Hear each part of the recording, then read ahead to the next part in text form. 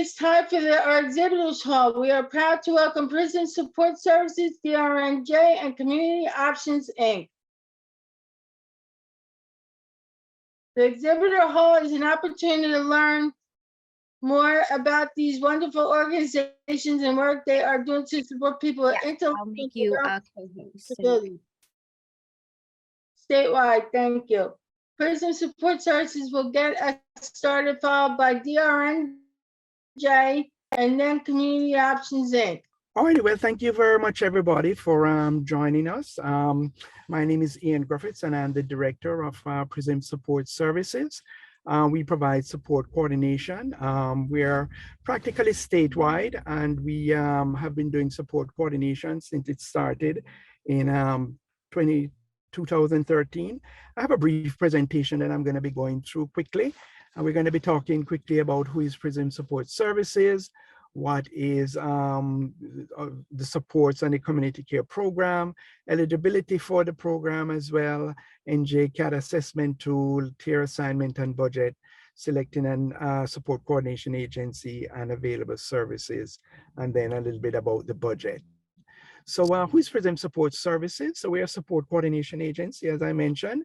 We work very closely with the Division of Developmental DDD, and we provide support coordination to individuals who are 21 and over. We have been in business for over 15 plus years, and we service all of New Jersey except for Salem, Cumberland, and Cape May. We have over 20 support coordinators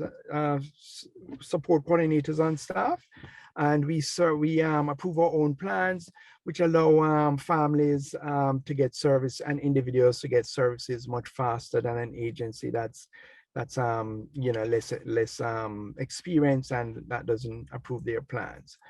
So the supports and community care program, they were developed by the New Jersey Department of Human Services, Division of Development and Disabilities, and it provides public funding for certain services for individuals who have an intellectual disability and who are age 21 and over. The supports program is geared towards self-advocacy and person-centered planning to ensure everyone's voice is heard and they can dictate how they receive services. To be eligible for the supports program, you have to be at least 21 years of age. You have to have Medicaid eligibility, and you also have to be approved through DDD for eligibility as well.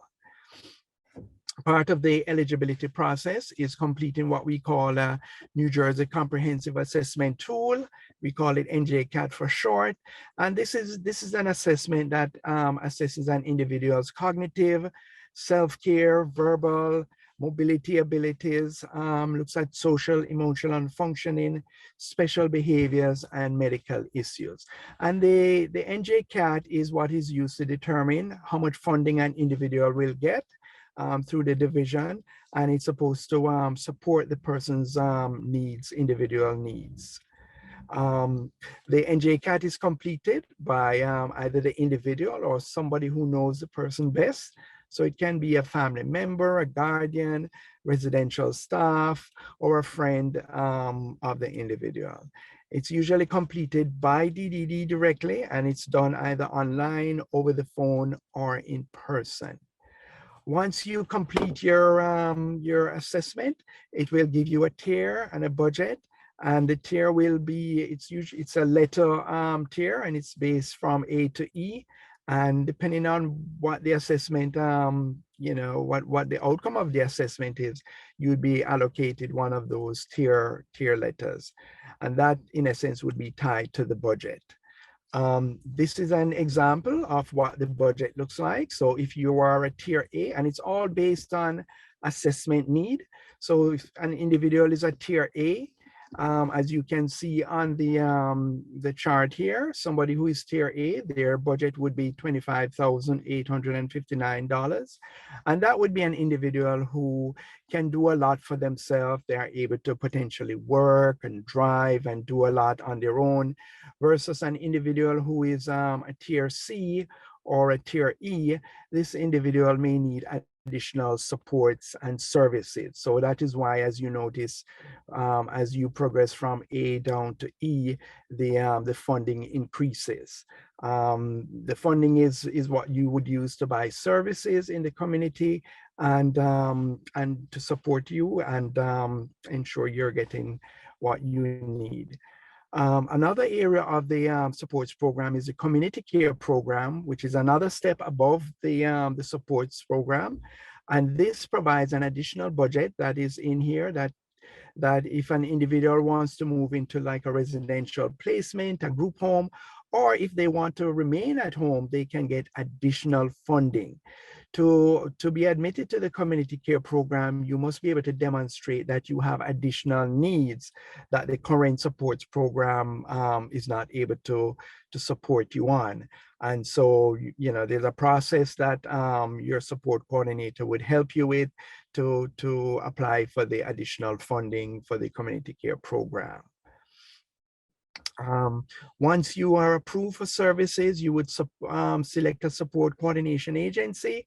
And, you know, this is where there's a form that you would fill out and it would be completed by the individual, the guardian or family member. And then once assigned, a support coordinator will reach out to you and start the intake process.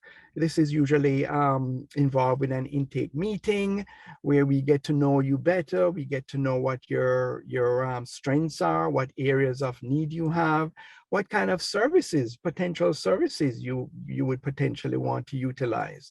What are some of your goals? You know, if you want to work and that's something that's important to you, we would be able to assist you with services that can, you know, support you in that direction.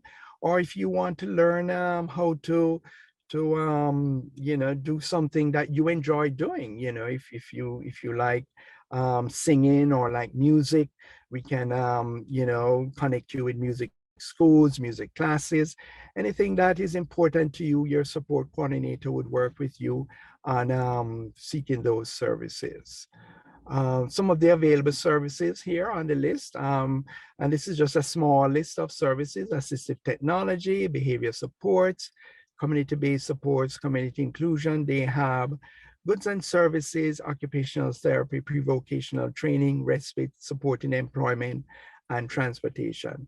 And I can bet many of you that are currently watching right now, you're on the supports program or the community care program, and you're receiving a lot of these services as well.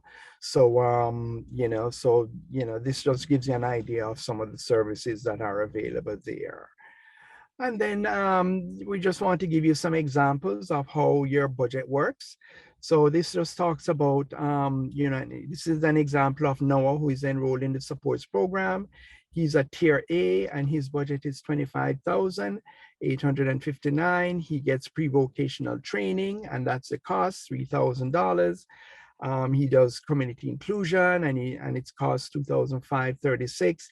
And he also goes to respite and day overnight camp, which is $1,414. And the total cost is $7,000. And all of that is what would be displayed on your individualized service plan. And this is what your support coordinator would guide you and help you in managing the services, making sure that anybody who you're getting services from, that they're getting paid. You would also give us feedback on the quality of the service as well. So if you're not happy with a service, we would seek to provide another provider. And if there's any other help your support coordinator can assist you with, they're there to help. And then another example quickly, Angela is enrolled in the supports program. She's a tier B and her budget is $37,000. She's going to doing college courses. She's going to transportation to and from school, and she's using community-based supports to give her increased skills in the community. And the final example is an individual who is enrolled in the community care program. They're a TEA. Their budget is much larger, which is $483,000. Maria lives in a group home. She also attends a day program, and she's also using occupational therapy to improve motor skills. So again, your support coordinator, you know, is helping all these individuals to receive their services and to, you know, achieve any goals that they may have. I know this is pretty quick, but you know, it's a quick summary of what the supports program is. I saw a hand raised. Anybody have any questions quickly about supports No, program? no Yeah. no questions, but Jeffrey does. No. Yes, Jeffrey. No, I saw a hand up. Okay, okay.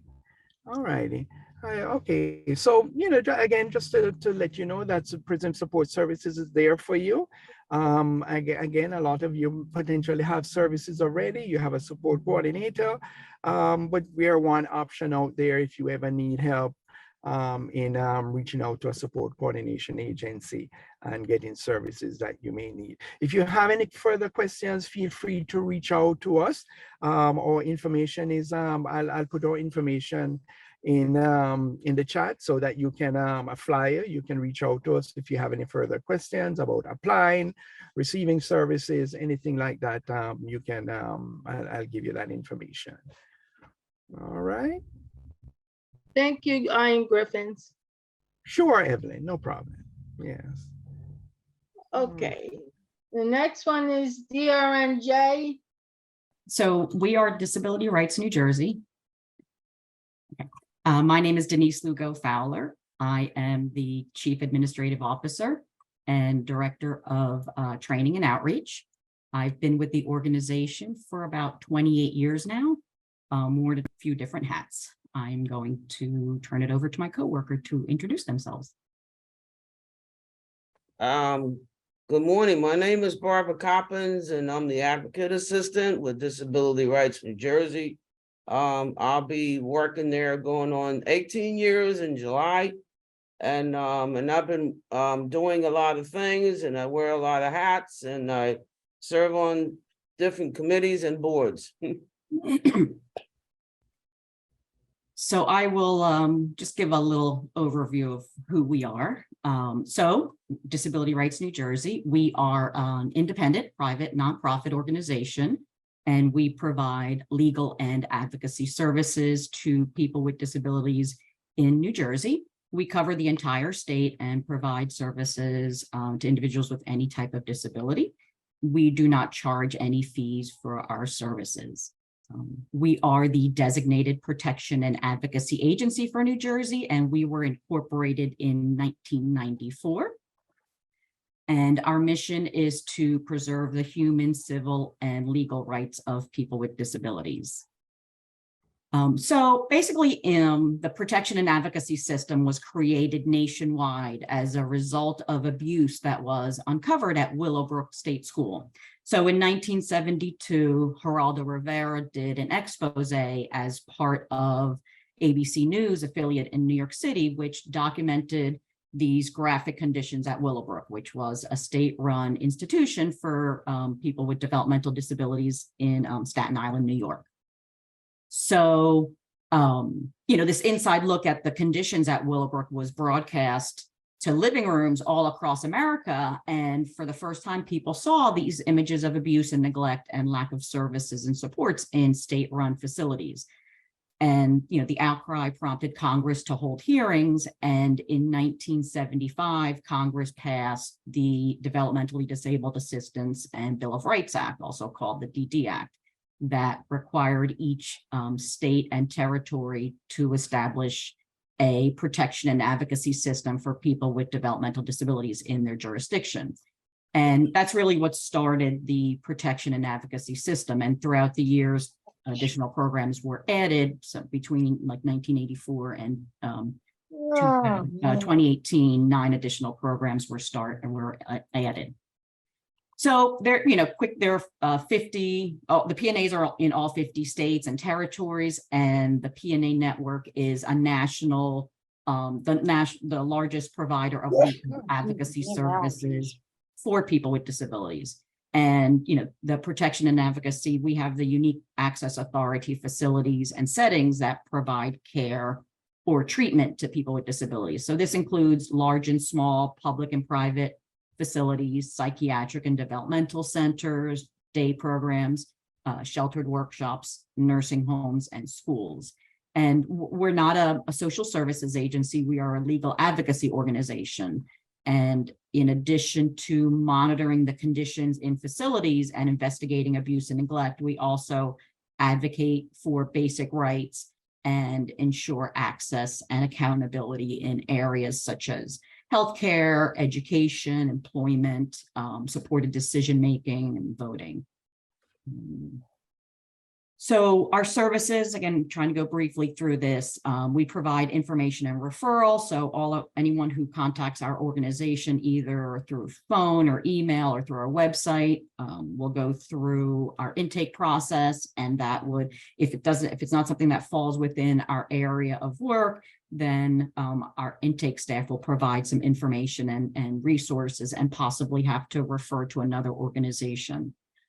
We also do individual legal representation, and that's where request for assistance really falls within the scope of our work. And then we can do some brief services or self-advocacy assistance, or we can provide full legal representation. We also some systemic legal work, which includes systems cases. For example, we've done some systemic work around involuntary medication, waiting lists in facilities, Olmstead, and special education, just to name a few. I mentioned this earlier, monitoring and investigations. We do a lot of work in the facilities, monitoring and investigating issues in facilities like developmental centers and psychiatric hospitals, nursing homes, day programs, and sheltered workshops. We also comment public policy work. We comment on proposed regulations and legislation. We meet with government officials. We write reports. We do a lot of policy work, and we collaborate with a lot of stakeholders, other groups. And the last thing I'm going to mention is our outreach and training. So we participate in many training and outreach events similar to what we're doing today, and on some panel discussions as well. So I'm going to turn it over to Barb now. Thank you, Denise. Goal one, prevent and stop abuse and neglect in any setting where people with disabilities live or receive services, with a focus on individuals in the community experience multiple terms of discriminations. And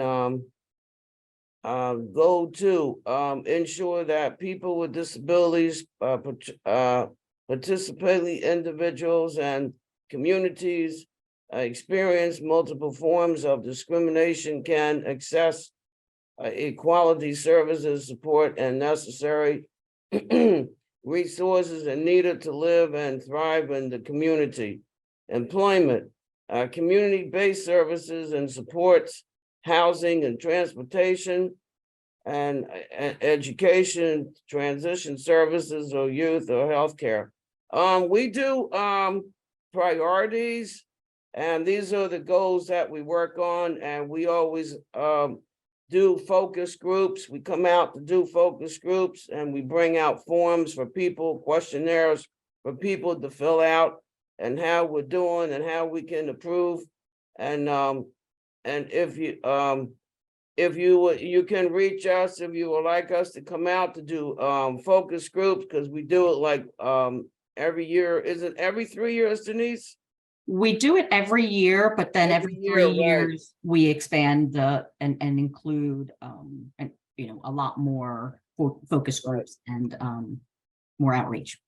Yeah, because we like to hear from the public. We like to get your feedback about how we're doing and everything. So that's one of the important things that we do every year. So I think it's great that we do that. And also, so people would know who we are and what we all about, because we've been, going out to outreaches. That's another thing I do on the job, because I love going out doing outreaches.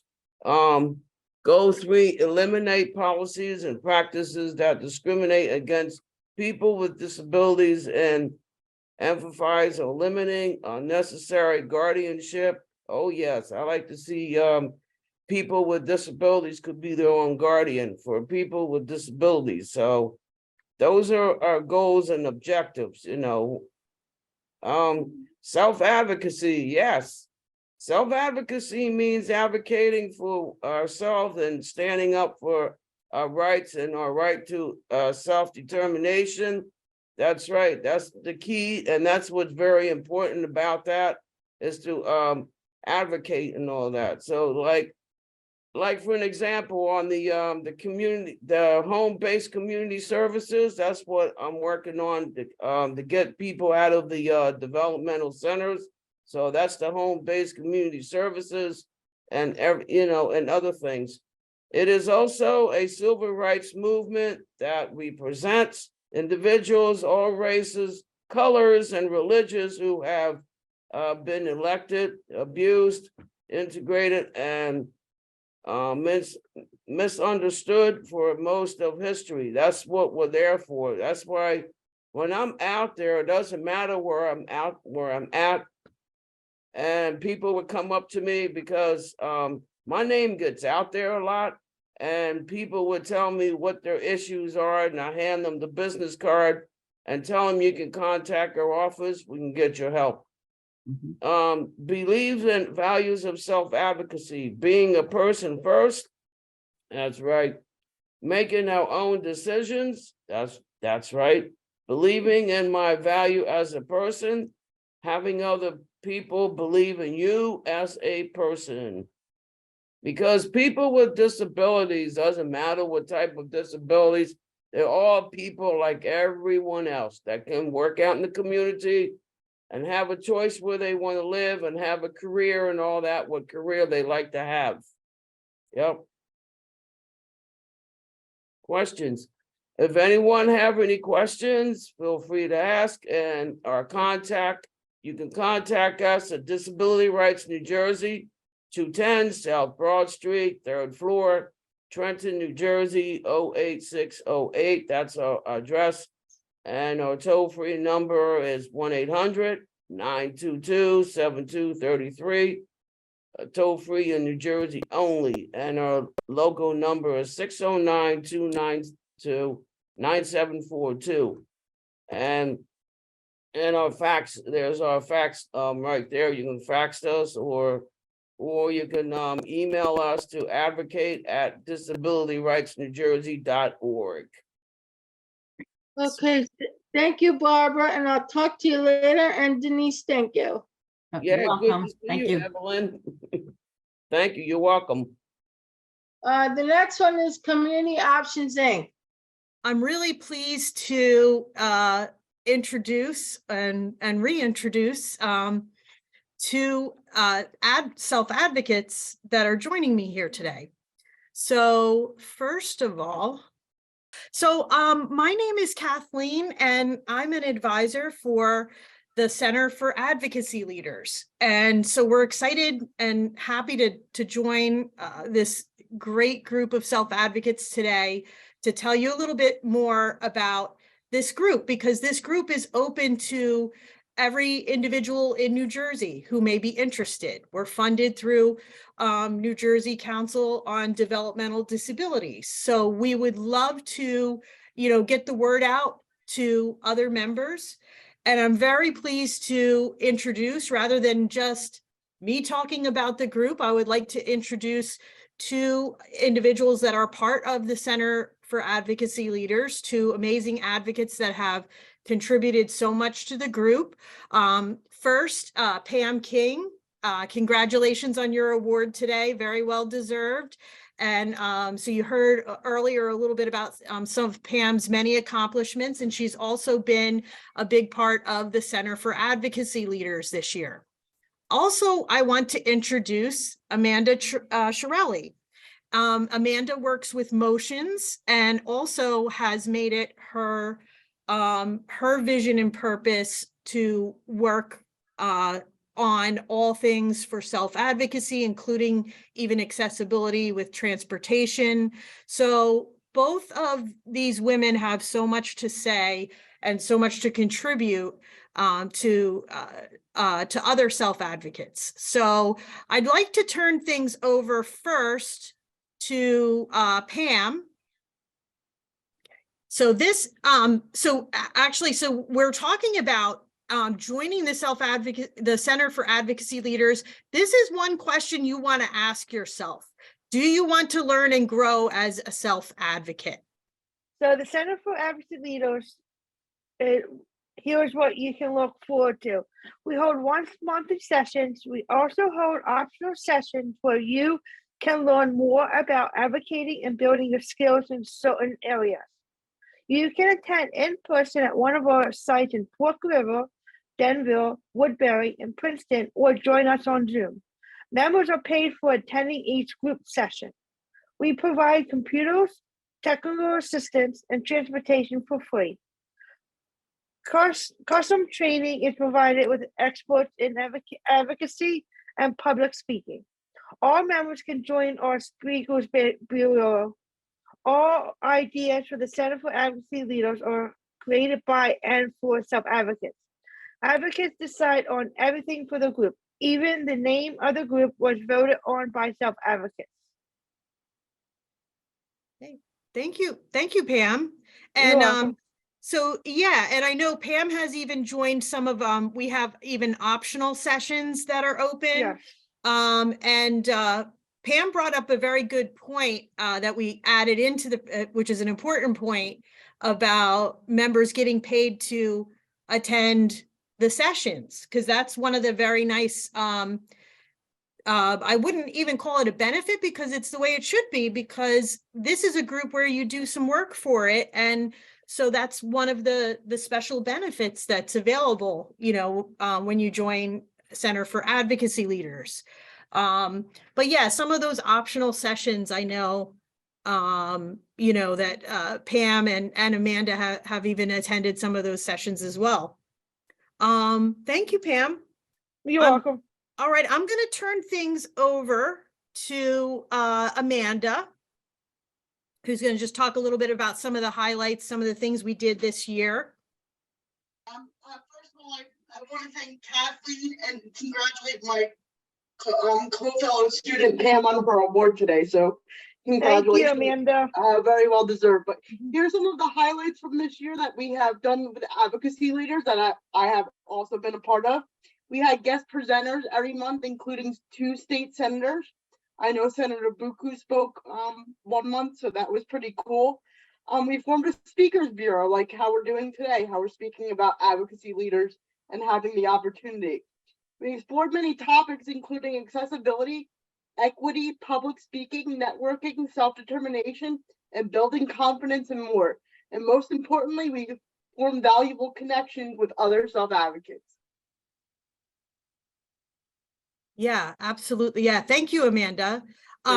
Is there anything, I'll turn this to Amanda and Pam. Is there anything that particularly stood out to you this year, since Pam and Amanda are part of, this is the first group of Center for Advocacy Leaders that we've ever had. So it's a brand new group.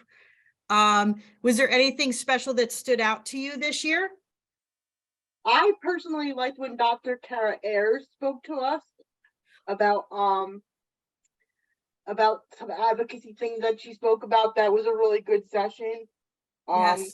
That one was really something that spoke out to me. I actually enjoyed her so much that she's going to be speaking at my employer at Motions in the future. So she was very, very good. Yeah. Okay, great. All right. And okay, Amanda, I'll let you talk also a little bit about the Speakers Bureau. Both Pam and Amanda are part of and this is brand new. So we're just now trying to get the word out about it, but we do actually have a Speakers Bureau. Hey, Amanda, I'll turn it over to you. Thank you, Kathleen. We do have a Speakers Bureau, which I'm very proud to be a part of.